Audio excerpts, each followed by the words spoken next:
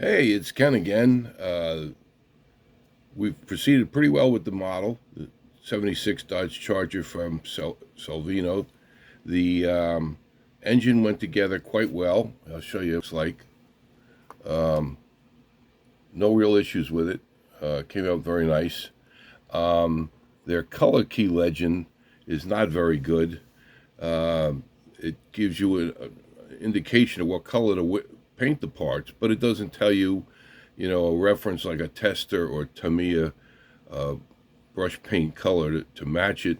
The one I'm very perplexed about is they have a lot of items that are supposed to be painted equipment blue, and the best I could come up with was a uh, flat blue, like you see here, light blue, because then you also have the petty blue. But I wish they had indicated that. Again, these instructions are not for a beginner. If I hadn't done several kits, I think this would be a very difficult kit. I realize some of the instructions are almost identical to some of the other Salvino cars of this era. So the engine is done. The tires, see them right there, they came out pretty good, including the decals. They're a nice soft rubber, no seam down the middle. I sand them a little bit to make them look like they're authentic and worn in a little bit. The chrome, again, is they use an incredibly hard chrome plating. I had read somewhere that it's the same plating you'd use to actually chrome plate uh, steel parts. I don't know if that's true, but boy, oh boy, it's really hard to scrape it off. As you know, you should scrape it off to have a good bond when you glue it. Also, here we go again. They got several versions of the same thing, like two of the front bumper, and they even have a third one in blue plastic. So I don't know. I guess it's your choice. I'm trying to make this as authentic to a petty car as possible. Um, but it's coming along pretty well. Um, I think the next thing, which I don't know why they do this, as you see, the chassis comes in two pieces. I don't know why. It's really makes it a little more difficult to bond them together. Um, Actually, that should be the other way around. Sorry about that. And I don't know what, AMT or Revell, those kits, the chassis tub would be one piece. I don't know why this has to be two pieces. But we're getting there. It looks pretty good. The suspension is done.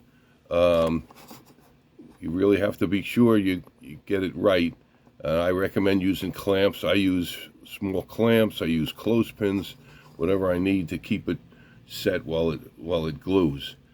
And the front suspension was pretty good. We're about ready now. I think one of the next steps will be to put the engine into the chassis. And again, I use my own choice and judgment on how to paint some of these parts. I'm not just going along with what they recommend. Like for instance, fuel the fuel bladder has always been red in any of the NASCAR cars that I've painted.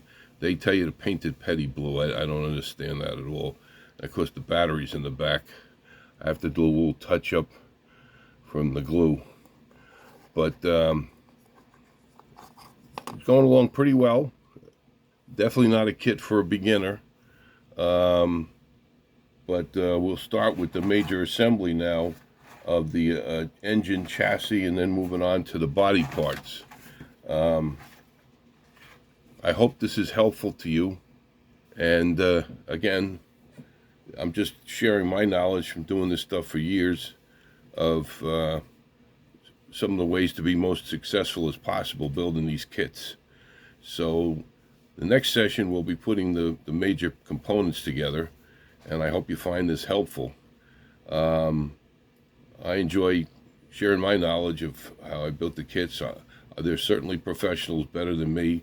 I don't bother wiring the engine at this point. I used to when I used to enter contests, but that's something you can do too. Okay, until next time, thanks for listening.